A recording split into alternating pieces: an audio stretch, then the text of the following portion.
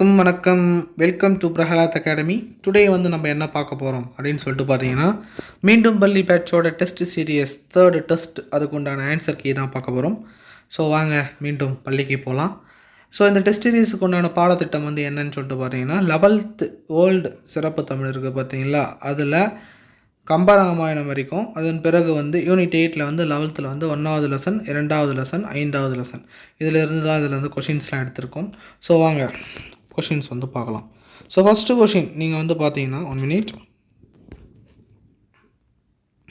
First question நீங்கள் பார்த்தீங்கன்னா, இறைவன் அழியாத்தன்மை கொண்டவன் என்பதை ராமலிங்க அடிகள் வந்து எவ்வடியால் வந்து உணர்த்துகிறார் அப்படின்னு சொல்லிட்டு பார்த்தீங்கன்னா பாருங்கள். கடத்துள் அடங்கிடும் கடலே, கரத்தமர் அமுதே, அணுவுள் அமைந்த பேரொளியே, உயிர் ஒளிர் அறிவே அப்படின்னு சொல்லிட்டு கொடுத்துருக்காங்க. ஸோ இதனோட ஆன்சர் வந்து என்னன்னு சொல்லிட்டு பார்த்தீங்கன்னா, அணுவுள் அமைந்த பேரொளியே. எப்படி அப்படின்னு சொல்லிட்டு பார்த்தீங்கன்னா, கடத்துள் அடங்கிடும் கடலேன்னா அந்த கடம்ன்றது அதுக்குள்ளே வந்து நம்ம பேரன்பு வச்சுட்ருக்கும்போது கடல் அளவுக்கு இருந்தாலும் அந்த குடத்தில் வந்து அவரை வந்து அடைச்சிடலான்னு சொல்லுவோம். அதனுடைய தன்னுடைய கைப்பிடிக்குள்ளே வந்து நம்மளுடைய அன்பு மூலமாக வந்து அவர் வந்து கட்டுப்படுத்திடலான்னு சொல்லலாம். உயிர் ஒளி அறிவே அப்படின்றது வந்து எல்லா உயிர்லேயும் வந்து ஒளிராக வந்து இருக்கிறாருன்னு சொல்லலாம். அணுவுள் அமைந்த பேரொளியே அப்படின்ற வரியில் தான் ராமலிங்க அடிகள் வந்து என்ன சொல்கிறாருன்னா, எல்லா இடத்துலையும் வந்து நீக்கமர நிறைந்து இருக்கிறார் கடவுள் அப்படின்னு சொல்லிட்டு சொல்கிறார். அதனால் அணுவுள் அமைந்த பேரொளியே என்பது ரொம்ப ரொம்ப கரெக்டான ஆன்சர். உயிர் ஒளி அறிவே அப்படின்றது வந்து இந்த ஆப்ஷன் கொடுக்கலன்னா நீங்கள் 2வது போடணும். அன்பும் சிவமும் இரண்டென்பார் அறிவிலார் இது யாருடைய கூற்று அப்படின்னு சொல்லிட்டு பார்த்தீங்கன்னா, இது திருமூலருடைய கூற்று. அடுத்த கொஷின் 3வது கொஷின். கரம் என்பது வந்து எந்த மொழி சொல்? அதான் கரம் என்பது தமிழ் மொழி சொல்லா, உருது மொழி சொல்லா, வடமொழி சொல்லா, கன்னட மொழி சொல்லா என்று பார்க்கும்போது கரம் என்பது வடமொழி சொல்லை வந்து குறிக்கிறது.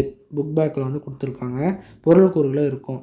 ஏழிசையில் பொருந்தாதது வந்து எது அப்படின்னு சொல்லிட்டு பார்த்தீங்கன்னா, குறள், கைக்கிளை, தாரம், விழி அப்படின்னு கொடுத்துருக்கோம். இதில் விழி என்பது வந்து பொருந்தாது. ஏனென்றால் விழி என்பது இங்கே வராது, இலி என்பது தான் வரும். விளரி அப்படின்றது ஒன்று இருக்குது, அது வரும்.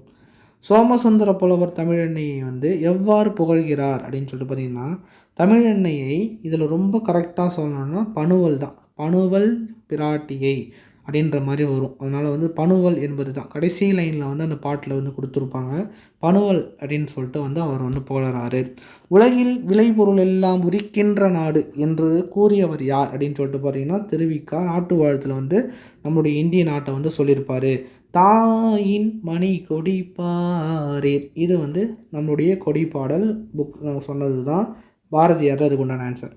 உள்ளற்க உள்ளஞ்சிறுகுவ கொல்லற்க அல்லற்கண் ஆற்றறுப்பார் நட்பு, இதில் பயின்று வந்துள்ள அணி வந்து எந்த அணி அப்படின்னு சொல்லிட்டு பார்த்தீங்கன்னா, எடுத்துக்காட்டு ஓமை அணி இதில் வந்து சொல்லியிருக்காங்க. அப்புறம் வந்து பாருங்கள், பிரித்தெழுதுகன்னு சொல்லிட்டு பார்க்கும்போது ஆற்றறுப்பார், இந்த இடத்துல வந்து இந்த ரூங்க ஓகேங்களா, இது வந்து தெரியலன்னா பார்த்துங்க. ஆற்றறுப்பார் அப்படின்றது வந்து என்ன வரும் அப்படின்னு சொல்லிட்டு பார்த்தீங்கன்னா, 6 கூட்டல் அறுப்பார், அதாவது இது கரெக்டான ஆன்சர் சி. இந்த ரூ வந்து போட்டுறாதீங்க, ஏன்னா நம்ம ரொம்ப புத்திசாலித்தனமான்னு சொல்லிட்டு சரியாக பார்க்காம ஆப்ஷன் டி போட்டிருந்தீங்கன்னா ஒரு கொஷின் அவுட், 1.5 மார்க் அவுட். அப்புறம் 1000 பேருக்கு பின்னாடி வர மாதிரி இருக்கும். அதனால் கொஷின் நல்லா வாசித்து போடுங்க. அடுத்தது, நாடாது நட்டலிற் கேடில்லை நட்டப்பின் வீடில்லை நட்பால் பவர்க்கு இக்குறள் உணர்த்துவது எது அப்படின்னு சொல்லிட்டு பார்த்தீங்கன்னா, ஆப்ஷன் பாம்பே தான் இதுக்கு ஆன்சர். நட்பாராய போது உண்டாகும் குற்றம், இந்த பொருள் என்ன சொல்லுதுன்னு சொல்லிட்டு பார்த்தீங்கன்னா, ஒரு நட்பு கொள்வதற்கு முன்பே வந்து அந்த நட்பினை வந்து ஆராய்ந்து நம்ம வந்து பழக வேண்டும். நீங்கள் வந்து ஆல்ரெடி நட்பாயிட்ட பிறகு அதிலேருந்து பிரிஞ்சு வரவும் முடியாது. அப்படி பிரிஞ்சு வந்தாலும் ரொம்ப மன கஷ்டமாக இருக்கும், வேதனைக்குரியும். அதனால் ஒரு நட்பை வந்து உருவாக்குவதற்கு முன்பே அந்த நட்பு எப்பேற்பட்டதுன்னு சொல்லிட்டு ஆராய்ச்சி சொல்லணும். ஸோ அதனால் நட்பு ஆராயிற போது ஏற்பட குற்றத்தை தான் வந்து அந்த திருக்குறள் வந்து சொல்லுது. அதுக்கப்புறம் துஞ்சா துறையினரோடு சாவா அப்படின்ற இந்த பாடல் வந்து இடம்பெற்றுள்ள நூல் வந்து எது அப்படின்னு சொல்லிட்டு பார்த்தீங்கன்னா, குறுந்தொகையில் வந்து இந்த பாடல் வந்து இடம்பெறுது. ஒன்றை இழப்பதினாலும் நன்மை ஏற்படும் என வள்ளுவர் வந்து எதனை குறிக்கிறார்னா, பேரையாருடைய கேண்மை. அதை வந்து அதாவது நட்பு என்பவர் வந்து மேதையாரோடு வந்து நம்ம பழகணும். பேரையாரோடு வந்து ஒரு நட்பு கொள்ளும்போது அந்த மாதிரி நட்பை வந்து நம்ம இழந்தாலும் அது நமக்கு நல்லதே அப்படின்னு சொல்கிறது தான் இந்த திருக்குறள். தவறாக பொருந்தியதை வந்து கண்டறி அப்படின்னு சொல்லிட்டு பாருங்கள். நாடாது நட்டலில் அப்படின்ற ஒரு திருக்குறள் ஸ்டார்ட் ஆகும். அது வந்து ஆராய்ந்து நட்பு கொள்ளலில் வரும் கேடு. இது வந்து சரியாக வந்து பொருள் கொண்டிருக்கிறது. குணமும் குடியும் அப்படின்னு சொல்லிட்டு பார்க்கும்போது நட்பு ஆராயும் முறையை வந்து அது கரெக்டாக சொல்லுது. மறுவக மாசற்றார் நட்பு கொள்ளத்தக்கவரும் தள்ளத்தக்கவரும் அப்படின்ற கான்செப்டில் தான் இதுவும் வருது.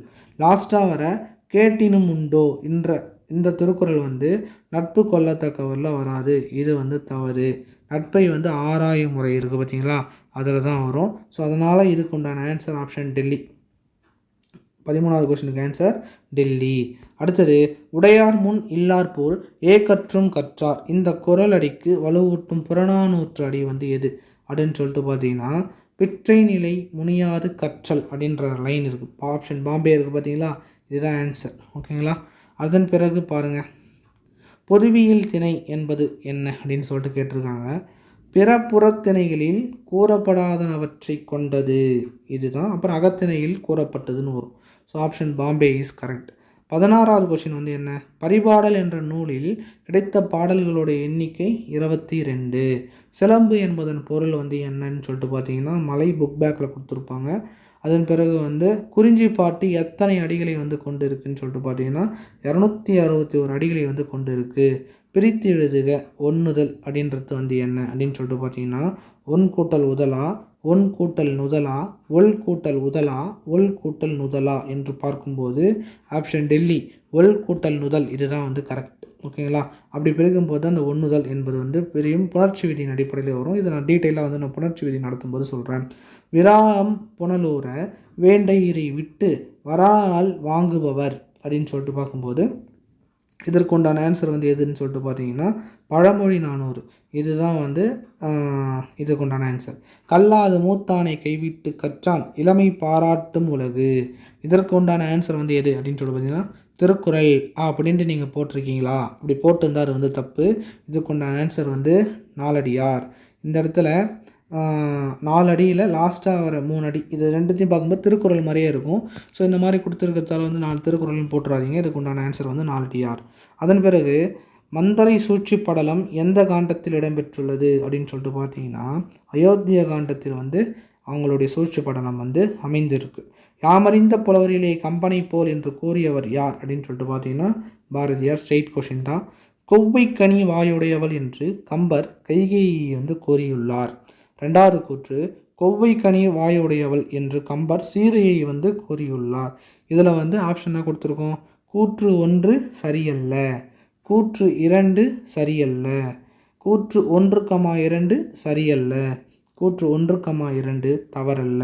இதுக்குண்டான ஆன்சர் வந்து என்ன அப்படின்னு சொல்லிட்டு பார்த்தீங்கன்னா, கூற்று 1,2 தவறு அல்ல. அப்போ ரெண்டுமே சரியானது தான். ஓகேங்களா. அடுத்தது கம்பர் வந்து வாழ்ந்த காலம் வந்து எதுனா 12ஆம் நூற்றாண்டு. இதே புக்கில் வந்து 9ஆம் நூற்றாண்டு அப்படின்னு சொல்லிட்டு சிலர் சொல்வதாகவும் இருக்குது. அதில் 9 இல்லை, அதனால் 12ஆம் நூற்றாண்டு தான் நீங்கள் பண்ணணும். அடுத்தது வந்து கூற்று 1 இது வந்து ஜிஎஸ்ங்க. ஜிஎஸில் ஃபஸ்ட்டு கொஸ்டின் என்ன அப்படின்னு சொல்லிட்டு பார்த்தீங்கன்னா, கூற்று 1 தென்னிந்தியாவில் புதிய கற்காலமானது ஆந்திர பிரதேசம், கர்நாடகா, தமிழ்நாட்டின் வடகிழக்கு பகுதி ஆகியவற்றில் நிலவியது. இது வந்து கூற்று 1. கூற்று 2 இந்த இடங்களில் ஒரு சாம்பல் மேட்டை சுற்றிலும் குடியிருப்புகள் சூழ்ந்திருக்கும் கட்டமைப்பு வந்து இவ்விடங்களில் வந்து காணப்படுகிறது. ஆப்ஷன் கூற்று 1 மட்டும் சரி, கூற்று 2 மட்டும் சரி, கூற்று 1,2 சரி, கூற்று 1,2 தவறு. இதில் ஆன்சர் வந்து என்ன அப்படின்னு சொல்லிட்டுனா, கூற்று 2 மட்டும் சரி. இதுதான் சரி. ஏன்னா தமிழ்நாட்டின் வடகிழக்கு பகுதி வராது, வடமேற்கு பகுதி வரும். ஓகேங்களா. அதை மட்டும் கொஞ்சம் மாற்றி கொடுத்துருக்கேன். தென்னிந்தியாவில் தமிழகத்தில் புதிய கற்காலம் காணப்படும் இடம் வந்து எது அப்படின்னு சொல்லிட்டு பார்த்தீங்கன்னா, வேலூர் மாவட்டத்தில் இருக்கிற பையம்பள்ளி. இதுதான் இதுக்கு உண்டான ஆன்சர். ஸ்ட்ரெயிட் கொஷின் தான்.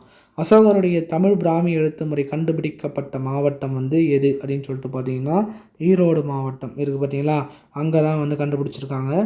ஆதிச்சநல்லூரில் அகழாய்வு மேற்கொள்ளப்பட்ட வருடம் வந்து எது அப்படின்னு சொல்லிட்டு பார்த்தீங்கன்னா 1870. சார் ஜாகன் அப்படின்றவர் வந்து போயிட்டு அங்கே வந்து ஆய்வு வந்து மேற்கொண்டிருப்பார். அடுத்தது 1900களில் ஆதிச்சநல்லூரில் அகழாய்வு மேற்பார்வை செய்தவர் வந்து யார் அப்படின்னு சொல்லிட்டு பார்த்தீங்கன்னா, அலெக்சாண்டர் ரீ அப்படின்ற. ஆப்ஷன் டெல்லி. இவர் தான் 1902 1903 வந்து இதுக்குண்டான அகழாய்வுக்கு உண்டான சப்மிட்டை வந்து சப்மிட் பண்ணியிருப்பார் ஏஎஸ்ஐக்கு. அடுத்தது வந்து கூற்று 1 வந்து என்னென்னா, ஆதிச்சநல்லூர் புரைமேட்டிலிருந்து வெண்கலத்தால் செய்யப்பட்ட வீட்டு விலங்கான பில்லாடும் காட்டு விலங்கான மிலாவும் வந்து கிடைத்தது. 2வது, போர்களில் விலங்குகளை பலி கொடுக்கும் போது பயன்படுத்தப்படும் கருவிகள் வந்து கண்டுபிடிக்கப்பட்டது. இது ஆதிச்சநல்லூரில் வாழ்ந்த வேத மதங்களை வாழ்ந்தவர்கள் இருக்கிறாங்கல்ல, அவங்க வேத மதங்களை வந்து பின்பற்றியவர்கள் அல்ல என்று அலெக்சாண்டர் ரீயை வந்து நம்ப வைத்தது. ஸோ இதில் வந்து கூற்று 1 மட்டும் சரி, கூற்று 2 மட்டும் சரி, கூற்று 1,2 சரியல்ல, கூற்று 1,2 தவறு அல்ல அப்படின்னு சொல்லிட்டு கொடுத்துருக்காங்க. இதுக்குண்டான ஆன்சர் வந்து என்னென்னா கூற்று 1 மட்டும் சரி. இதுதான் வந்து கரெக்டான ஆன்சர். அடுத்தது இதில் வந்து ஏன் தப்புன்னா இங்கே வந்து கால்டுவெல் வந்து வரணும், அலெக்சாண்டர் ரீ அப்படியே வராது, கால்டுவெல் வரும். அடுத்த கொஸ்டின், தமிழ் பிராமி எழுத்துக்களுடன் கூடிய நடுகள் வந்து எங்கே இருக்குது அப்படின்னு சொல்லிட்டு பார்த்தீங்கன்னா புலிமான் கோம்பை பாக்ஸ் இருக்கும், அதில் ஃபிகரில் கீழே வந்து இது லைன் கொடுத்துருப்பாங்க. அடுத்த கொஸ்டின் வந்து கூற்று 1, கொடுமணல் நொய்யல் ஆற்றின் வடகரையில் அமைந்துள்ளது. 2வது கூற்று, இங்கு கிடைத்த செம்மணி கற்கள் இப்பகுதியை சார்ந்தவை என்று ரேடியோ கார்பன் முறை வந்து கூறுகிறது. கூற்று 1 சரிங்க, கூற்று 2 தவறு. ஏன்னா இங்கே இருக்கிற செம்மணி கற்கள் மொகஞ்சதாரோடு காணப்படும், வேறு யாருன்னா கொண்டு வந்திருப்பாங்கன்றதான் சொல்லியிருக்காங்க. இந்த பகுதியை சார்ந்தவை அல்ல. அதனால் கூற்று 1 மட்டும் சரி. அப்போ கூற்று 1 சரியல்ல என்பது தவறு, கூற்று 2 சரியல்ல அப்படின்றது கரெக்ட். ஓகேங்களா? கூற்று 2 சரியல்ல அப்படின்னு பார்க்கும்போது தவறுன்னு அர்த்தம். அப்போ கூற்று 1 மட்டும் சரின்னு சொல்லிட்டு மறைமுகமாக ஆன்சர். அடுத்தது கரிகாலன் வந்து டேஷ் மகன் ஆவார், யாருடைய மகன் சொல்லிட்டு பார்க்கும்போது இளஞ்செழியனுடைய மகன்.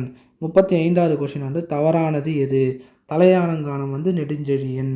இது வந்து கரெக்டா அப்படின்னு சொல்லிட்டு பார்த்தீங்கன்னா கரெக்டு. பட்டினப்பாலை வந்து உத்தரங்கண்ணனார் அப்படின்னு பார்த்தீங்கன்னா கரெக்ட், அதுதான் பாடியிருப்பார். கஜபாகு அப்படின்றது வந்து பிஜி தீவுகளா அப்படின்னு சொல்லிட்டு பார்த்தீங்கன்னா கிடையாது, இது வந்து இலங்கை அப்படின்ட்டு வரும். திருவஞ்சைக்களம் என்பது சேரர். ஸோ இதில் தவறாக இருக்கிறது 3. ஓகேங்களா? அப்போ ஆப்ஷன் சி. அப்புறம் கௌதம பாலஸ்ரீ எழுதிய கல்வெட்டு வந்து எந்த கல்வெட்டு அப்படின்னு சொல்லிட்டு பார்த்தீங்கன்னா நாசிக் கல்வெட்டு தான் அவங்க வந்து எழுதியிருப்பாங்க அவங்க பையனுக்காக. அசோகர் கல்வெட்டில் சத்தியபுத்திர என்பது வந்து யாரை வந்து குறிக்கிறது அப்படின்னு சொல்லிட்டு பார்த்தீங்கன்னா அதியமானை வந்து குறிக்கிறது. கொற்கையை கொள்கொய் என்று எந்த நூலில் வந்து கூறப்பட்டுள்ளது அப்படின்னு சொல்லிட்டு அடுத்த கொஸ்டின் பார்க்கும்போது பெரிப்ளஸ் இருக்குது பார்த்தீங்களா, அந்த நூலில் தான் கொற்கையை கொள்கைன்னு சொல்லிட்டு சொல்லியிருப்பாங்க. பௌத்த 39வது கொஸ்டின் பாருங்கள். பௌத்த துறவிகளுக்கு வழங்கப்பட்ட நிலங்களுக்கு வரிவிலக்கு அளிக்கப்பட்டதை கூறும் கல்வெட்டு வந்து எது அப்படின்னு சொல்லிட்டு பார்த்தீங்கன்னா நனிக்காட் கல்வெட்டு தான் வந்து என்ன பண்ணியிருக்குன்னு சொல்லிட்டு பார்த்தீங்கன்னா இதுக்கு உண்டான இது வந்து கொடுத்துருக்கும். ஓகேங்களா? அடுத்தது மாற்றிட வேளாண்மையை கொண்ட நிலம் வந்து எது அப்படின்னு சொல்லிட்டு பார்த்தீங்கன்னா மருதம் அப்படின்றது போட்டுருந்தா தப்பு, முல்லை என்பதே சரி. ஓகேங்களா? அடுத்தது முதுகுடுமி பெருவழியை போற்றும் நூல் வந்து எது அப்படின்னு சொல்லிட்டு பார்த்தீங்கன்னா முதுகுடுமி பெருவழியை போற்றிய நூல் வந்து மதுரை காஞ்சி என்ற நூல் தான் அவரை வந்து போற்றியது. பாண்டிய அரசன் நெடுஞ்செழியனை குறிப்பிடும் கல்வெட்டு வந்து எந்த கல்வெட்டுனா மாங்குளம் கல்வெட்டு வந்து அவரை பற்றி சொல்லியிருக்கு. கப்பலினுடைய வடிவத்தை பறிக்கப்பட்ட நாணயங்களை வெளிவிட்டவர் வந்து யார் அப்படின்னு சொல்லிட்டு பார்த்தீங்கன்னா வசிஷ்டபுத்திர புலுமாயி அப்படின்ற அரசர் தான் என்ன பண்ணியிருப்பார், கப்பலுடைய வடிவத்தை வந்து என்ன பண்ணியிருப்பார், நாணயமாக வந்து போட்டிருப்பார். தாமிரபரணி நதியை வந்து வங்காள விரிகுடா கடலில் வந்து கலக்கும் இடம் வந்து எது அப்படின்னு சொல்லிட்டு பார்த்தீங்கன்னா கொற்கை. ராஜசூய யாகத்தை நடத்தியவர் யார் அப்படின்னு சொல்லிட்டு பார்த்தோம்னா பெருநற்கிள்ளி, இவர் தான் வந்து ராஜசூய யாகத்தை நடத்தியவர். அப்புறம் கரண்ட் அஃபேர் ஃப்ரெண்ட்ஸ், 2024 ஆண்டிற்கான ஐநா காலநிலை மாற்ற மாநாடு எங்கு வந்து தொடங்கப்பட்டதுன்னு சொல்லிட்டு பார்த்தீங்கன்னா அஜர்பைஜான் என்ற நாட்டில் வந்து தொடங்கப்பட்டது. இந்தியா நன்கொடையாளர்களுடைய பட்டியலில் 2024 முதலிடம் பிடித்தவர் யார் அப்படின்னு சொல்லிட்டுனா ஷிவ் நாடார். ஊட்டச்சத்தை உறுதி செய் திட்டத்தில் 2ஆம் கட்டம் வந்து எங்கு தொடங்கப்பட்டது அப்படின்னு சொல்லிட்டு பார்த்தீங்கன்னா அரியலூரில் வந்து தொடங்கப்பட்டிருக்கு. டொமினிகா நாட்டினுடைய உயரிய விருது வந்து யாருக்கு வழங்கப்பட்டது, யாருக்கு ஆப்சிஸ்வலி நம்மளுடைய பிரதமர் நரேந்திர மோடி அவருக்கு தான் வந்து வழங்கப்பட்டிருக்கு. அப்புறம் வந்து நுகர்வுத்திறன் சமநிலை பர்ச்சேசிங் பவர் பேரிட்டி பிபிபின்னு சொல்லுவாங்க. இதனுடைய அடிப்படையில் உலகின் பெரிய பொருளாதார நாடு வந்து எது அப்படின்னு சொல்லிட்டு பார்த்தீங்கன்னா சைனா. இதுதான் வந்து உலகில் மிகப்பெரிய பொருளாதார நாடு, ஃபஸ்ட்டு பிளேஸில் இருக்குது. அப்போ நம்மளுடைய இந்தியா எத்தனாவது பிளேஸில் இருக்குதுன்னு சொல்லிட்டு பார்த்தீங்கன்னா 3rd பிளேஸில் இருக்குது. ஓகேங்களா? ஸோ இதுக்கு உண்டான ஆன்சர் வந்து என்ன அப்படின்னு சொல்லிட்டு பார்த்தீங்கன்னா சைனா. ஓகேங்களா? ஸோ இந்த வீடியோ உங்களுக்கு பிடிச்சிருந்ததுன்னா நீங்கள் லைக் பண்ணுங்கள். வீடியோவை கடைசி வரைக்கும் பார்த்தவங்களுக்கு நன்றி. அது மட்டும் இல்லாமல் 50க்கு நீங்கள் எவ்வளோ மார்க் எடுத்திருக்கீங்க அப்படின்றது நம்மளுடைய கமெண்ட் செக்ஷனில் பதிவிடுங்க. Thank you friends, thank you all.